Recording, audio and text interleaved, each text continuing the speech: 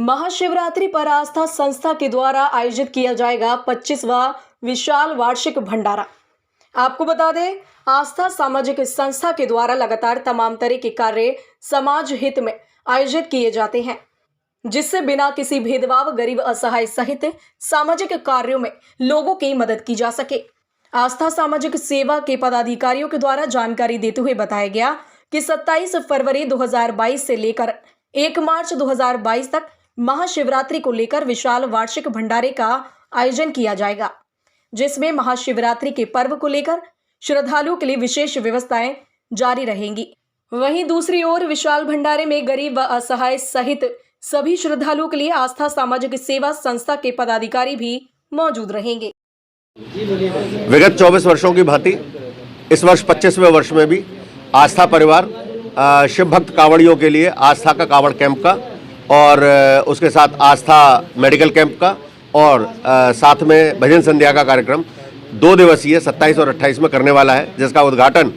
कल सुबेरे 8 बजे पराग डेयरी पराग रेस्टोरेंट पर किया जाएगा। आस्था के भंडारे में जैसे हमारे परिवारों में शादी विवाह के कार्यक्रम होते हैं और हम आए हुए बारातियों के लिए घरातियों के लिए कई प्रकार के व्यंजन स्टॉल्स, टिक्की, चाउमीन, पाव भाजी, ढोकला, पड़ाके, फ्रूट काउंटर, मॉकटेल काउंटर आदि इस प्रकार के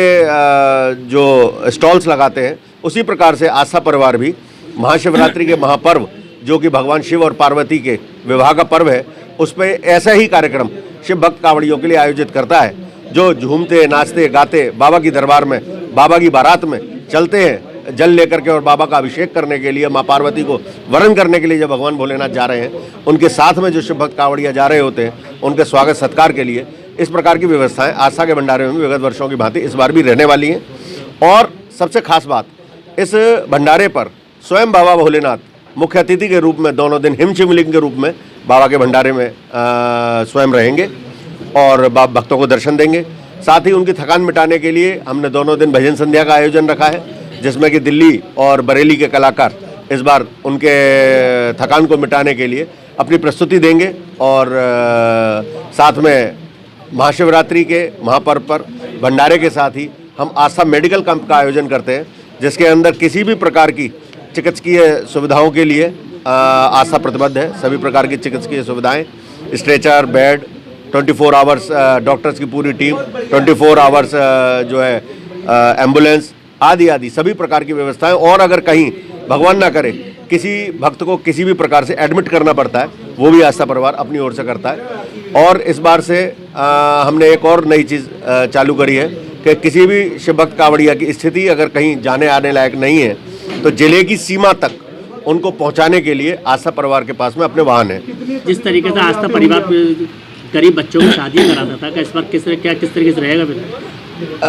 हमने 3 साल पहले इस प्रोजेक्ट को जोड़ा था आस्था के भंडारे के साथ में, और अब तक हमने 76 कन्याओं का विवाह विगत 3 वर्षों में कराया है।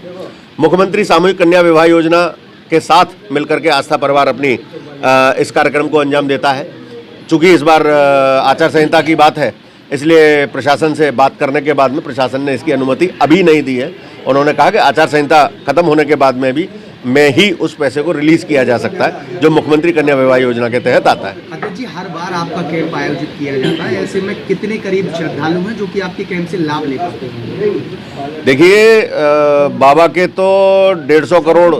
देशवासियों में सभी भक्त हैं, और ये तो एक सैलाब है, क्योंकि बाबा की भक्ति में ही अपने आप में सैलाब है।